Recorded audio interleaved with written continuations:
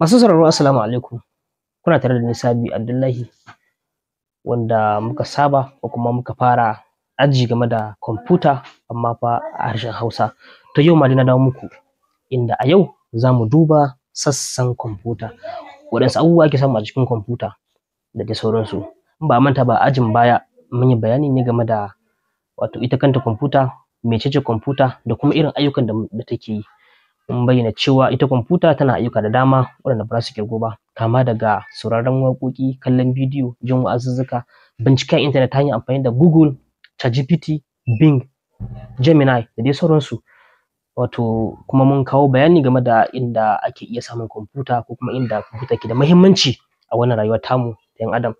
Na farko mun kawo misali irin su bankuna, asibitoci, ofisoshi, makarantu da dai sauransu, wanda kamar an zo lokacin da kwamfuta ma in babu ita gaskiya wasu ayyukan ba lallai su yiwu ba, ba za ma su yiwu ba.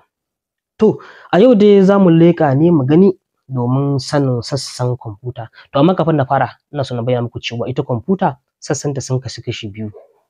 Wato masana kwamfuta sun ce akwai hardware sannan akwai software. Hardware wato su ne sassan kwamfuta da ake iya ganin su ake iya taɓa su. Kamar me kenan? Kamar shi screen kansa, screen wanda a turanci suke ce masa monitor. Gashi nan shine wato duk abin da ka danna a nan za ka gan shi a nan. Sannan duk wani yadda kake so ka juya kwamfuta ka yi yadda kake so da ita a nan za ka gan shi a jikin screen ɗin. Na biyu akwai allon madannai wanda shine suke ce masa keyboard. Gashi nan in kana so ka danna wato wani harafi ko ka danna wata lamba a nan za ka sami wato harafi ko lamba ɗin. Sannan bayan wannan akwai shi kansa mouse wanda shine kamar linzami na kwamfuta.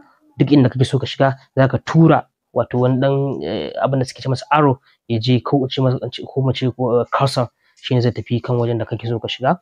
Sannan akwai irin su speaker wato inda zaka idan kana jin sauti ta ita nan ne zaka saurari wato sautin ita wannan kwamfutar. Ga nan speaker ta a nan wurin, ga nan wasu raga-raga hakan nan, to daga nan ne sauti yake fitowa.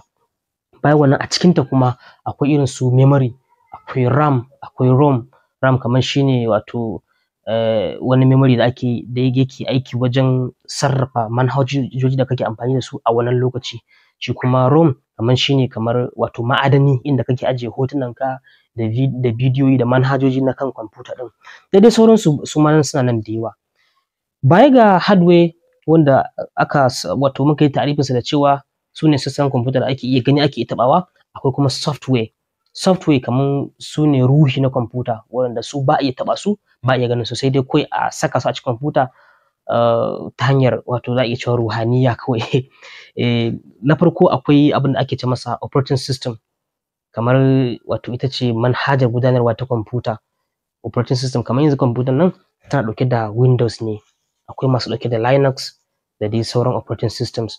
Sannan bayan operating system akwai kuma manhajoji da ake ɗorawa akan kwamfuta ana iya amfani da su na yau da gobe, kama daga wato irin su browsers kamar su Google Chrome, akwai Microsoft Edge, akwai wato Mozilla Firefox, akwai manhajoji na buga game, na ƙwallo ne, wrestling ne, wasanni da dama irin su.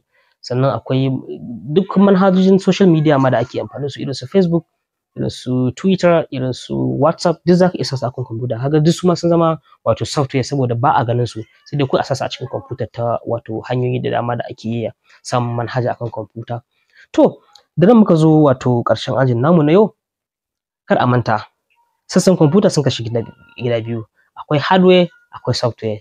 Hardware su ne ake iya kallon su ake iya taɓa su, software kuma su ne kamar ruhi na kwamfuta wanda kawai ana saka su ne a cikin kwamfutar domin su sa ta yi aiki. Idan babu su kwamfuta ba ta yi aiki ba, ko kuma in ce in babu operating system wanda shi ma na daga cikin software, kwamfuta ba za ta yi aiki ba. To jama'a kar a manta a cigaba da bibiyar mu domin samun bayanai game da kwamfuta. Da wannan nake ce mana